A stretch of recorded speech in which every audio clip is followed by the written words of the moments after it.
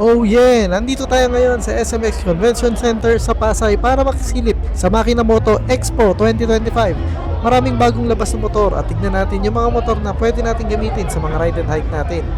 Nandyan ang KTM, nandyan din ang sister company nito na Husqvarna, at magpo-focus din tayo sa nilabas ng CF Moto.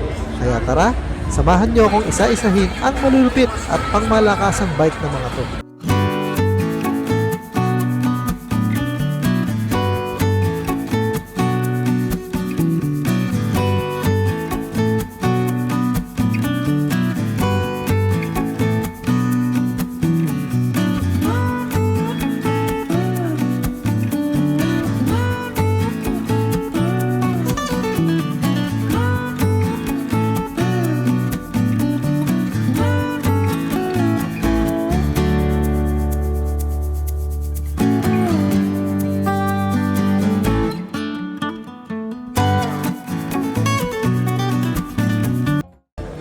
Ito yung headlight ng 390 Enduro R. May mataas na fender, mahabang telescopic fork, single disc brake na nakarayos with dual sport tires.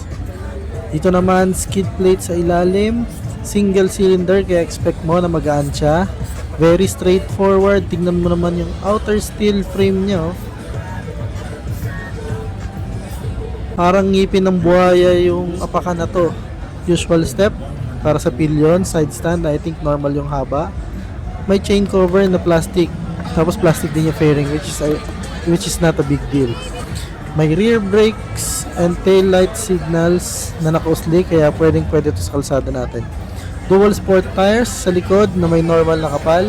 Single disc brake, ito pala yung napansin ko. Yung monoshock niya is naka-off center. Kung titignan mo, yung center line ng motor nasa bandang kanan siya. Ito yung super cutie na muffler niya. LC4C ang tawag sa machine na ginamit para dito. Displacement na 398.63cc. KTM Enduro, pangalan pa lang, may pinaglalaban na. Naka WP Apex Forks nga pala to. 21 yung size ng gulong sa harap, tapos 80 naman dito sa likod. Ito naman yung display niya, medyo maliit lang siya. Sa left side ng handlebar, pwede mong patayin yung ABS niya. May up, down, left, right buttons, busina at flashers. Sa kanan naman kill switch, starter, lalagyan ng brake fluid, gas tank na may cutie na takip, manipis na upuan para komportable pag ginamit mo ito sa circus. Tingnan mo naman yung seat height niya. Tingnan mo, nakatingkayad ako dyan, halos di ko na maabot. 5'7" po ang height ko, sobrang tingkayad ko. Ito nga pala ulit ang 390 Enduro R. Mabibili nyo to sa presyong 349,000 pesos. Kung tingin nyo ito yung motor na para sa inyo, pwede nyo ito ipang ride and hike.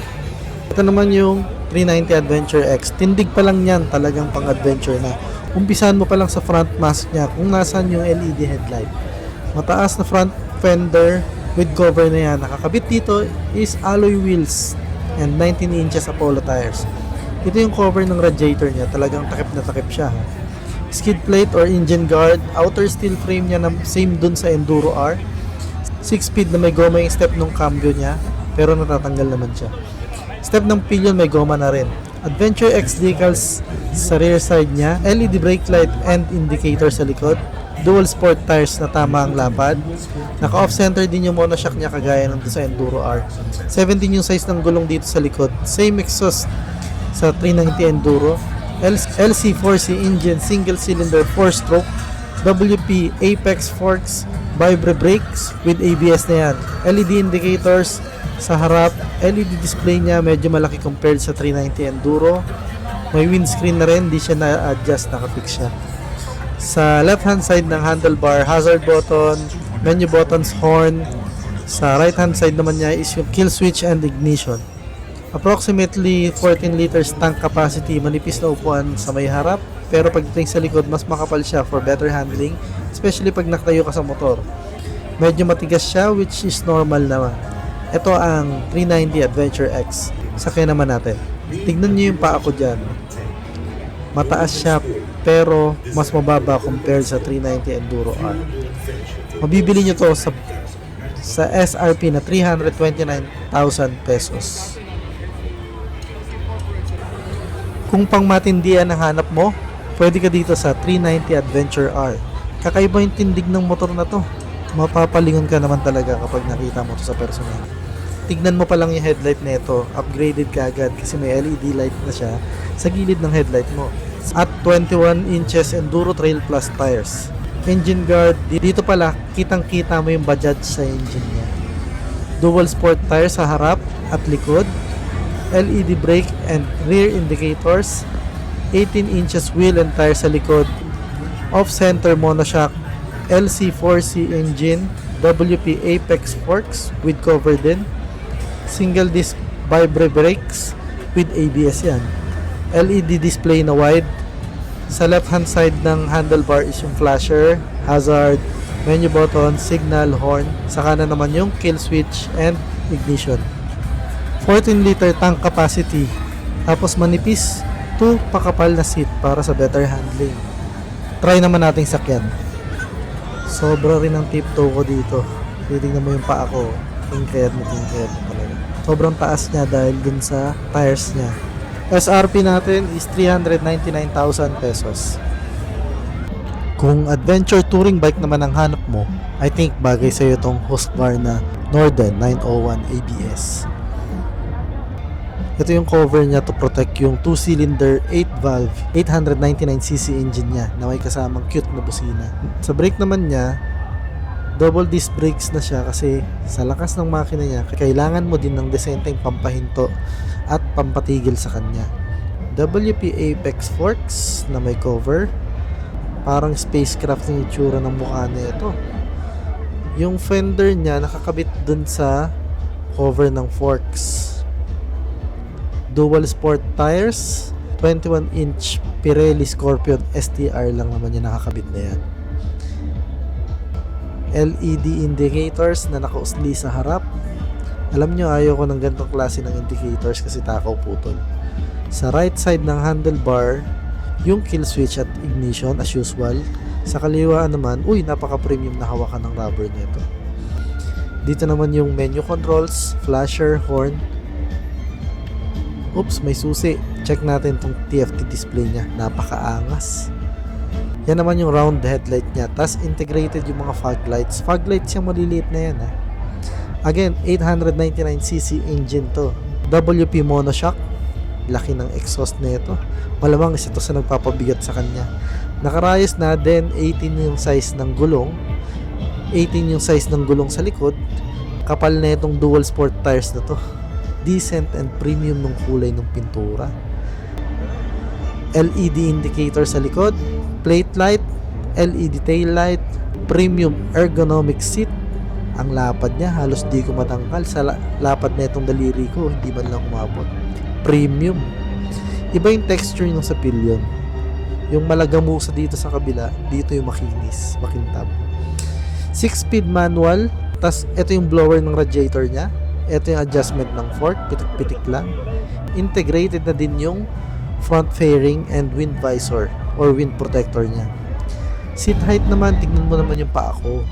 5'7" ang height ko, pero halos di naabot. Mabibili nyo nga pala to sa halagang 950,000 pesos.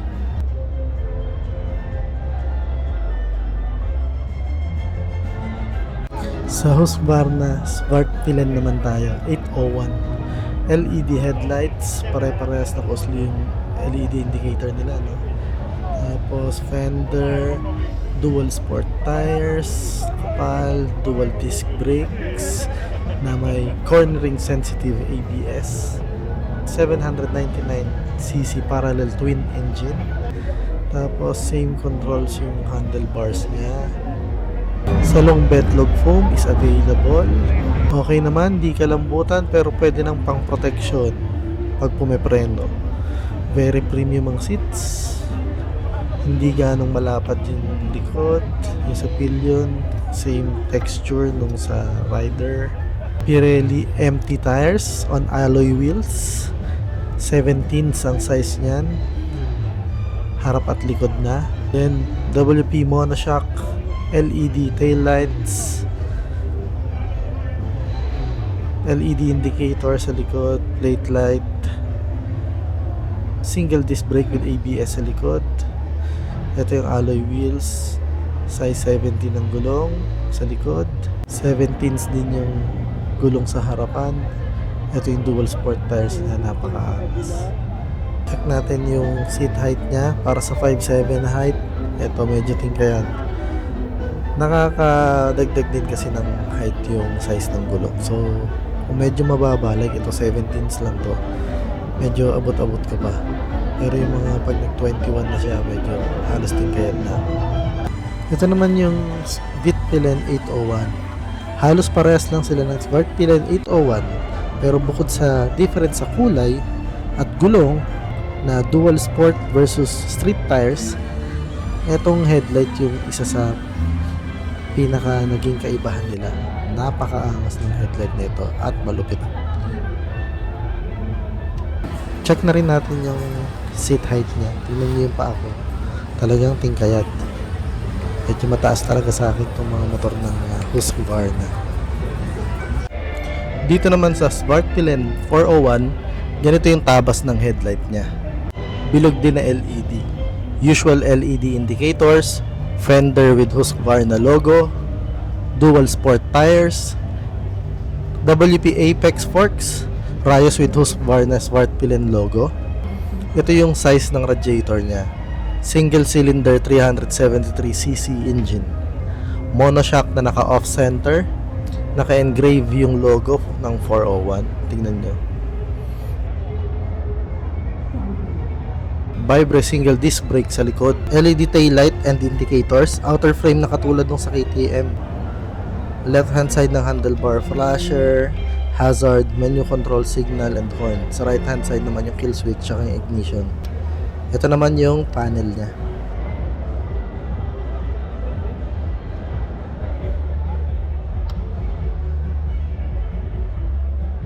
Ang premium ng seat niya.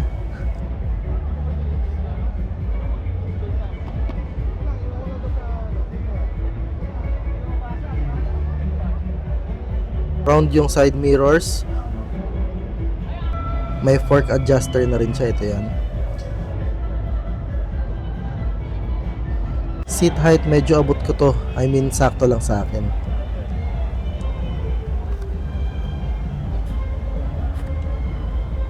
SRP nito 295,000 pesos. Si Vitpilen 401 naman, parehas sila ni Svartpilen na 373cc single cylinder engine, 6-speed and most of the specs parehas.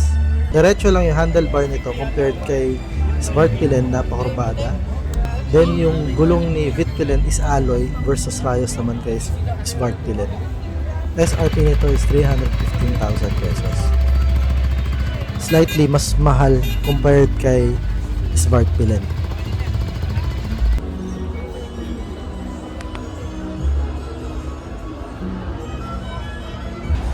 Itong inilabas ng CF Moto is isa sa pinakamainit sa mga mata ng mga riders ngayon dito sa Makina Moto Expo 2025. 230cc single cylinder air-cooled carbureted engine. Pwede mo siyang gamitin sa kahit anumang kalsada dito sa Pilipinas. At sa SRP nito, na babanggitin natin mamaya, sino ba naman yung hindi magugulat? Ito yung seat height niya with 21 inches na gulong sa harap at 18 inches naman na gulong sa likod, na full enduro proportions para sa iba't ibang trail at terrains na tatahakin nyo.